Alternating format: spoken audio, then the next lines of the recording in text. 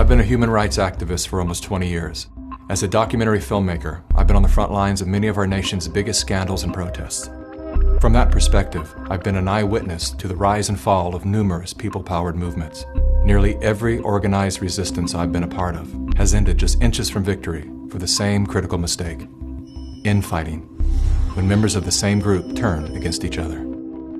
It often begins with whispers about the most prominent spokespeople of the cause. These rumors typically sound like, "I hear John is controlled opposition," or "Some people are saying Jane is compromised." While the use of infiltrators and agitators is a very real thing, I've yet to experience one scenario where such a label was accurately applied. And suspiciously, these labels are always branded on the people who are making the most progress. With the degradation of their reputation goes their contribution to your life. Prior to social media, people actually sat down to dialogue through their differences. Today, without solid evidence or sufficient inquiry, we go directly to our keyboards to vent our suspicions. Even after the rumor is proven false or simply fades away, some level of doubt and division always remains. This is all by design. Part of what allowed so many people to walk away from Assange was some of the Me Too allegations that had surfaced and that were ultimately discredited, stuck in people's minds.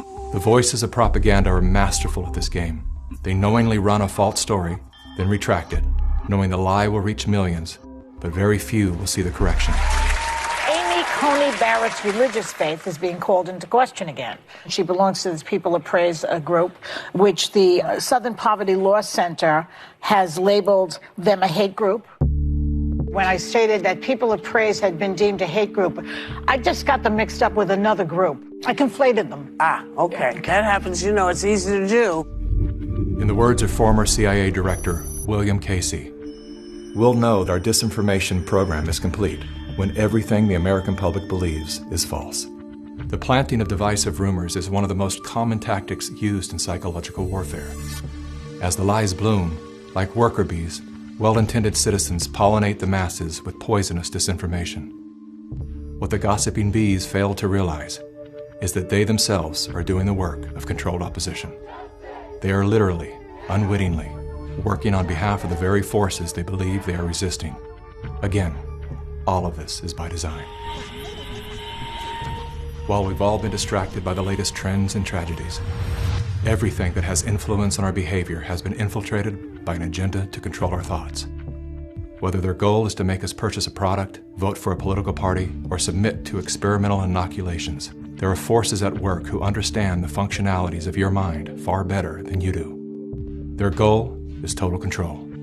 But because they are the few and we are the many, they can only achieve total control through the age-old tactic of divide and conquer. You're either with them or with us. Never before have we been so divided. Divided by politics, religion, nation, state, race, class, gender, and now, vaccine status. To better understand how we got here, consider these three quotes from The Art of War by Sun Tzu. "The supreme art of war is to subdue the enemy without fighting. Victorious warriors win first and then go to war.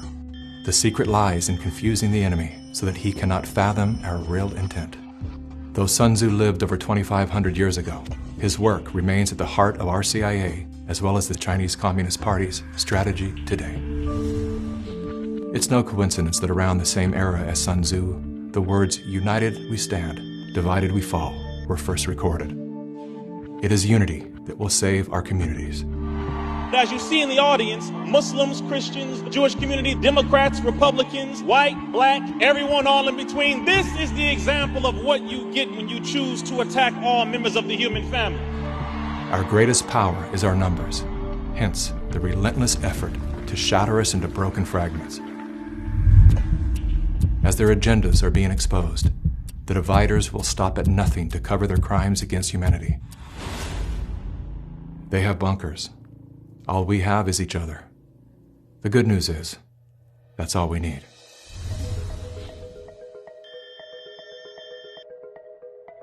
Though we are intrinsically interconnected, our minds are being wired to obsess on our differences.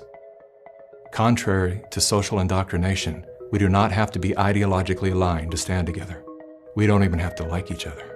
There is only one thing that we must agree on: that freedom is our birthright. Now is the time to let go of whatever it is you're holding on to that keeps you divided from your friends, family, and fellow humans. Rise above all the micro dramas and distractions to see that a much bigger story is unfolding. Swallow your pride, humble yourself, let it go. I'm not suggesting that we look the other way when someone is clearly thwarting our forward momentum. There are people who deserve to be called out by name, especially those who are undermining our trust in each other. But even then, we should remember that there is a human life being affected by our words. We've been so conditioned to believe we are powerless that we've become careless with our power, like toddlers with loaded guns. How many times do we need to shoot our own foot till we realize that the power is in our hands? The only thing that can stop us at this point is us. We've all been lied to, scammed, fooled, tricked, conned, and coerced. Yes, it sucks. But here we are, wiser and stronger than we were just 3 years ago. This is the moment for us to activate our innate ability to create solutions. That can only happen through the awareness of symbiosis, defined as a mutually beneficial relationship between different groups. All of life depends on relationships. Every living thing is in communication, from the stars to the planets, the earth, the plants, the elements, the insects, the animals, the humans, and every cell within us. Real change out there begins with real change inside. The question is, how bad does it have to get before we're willing to change?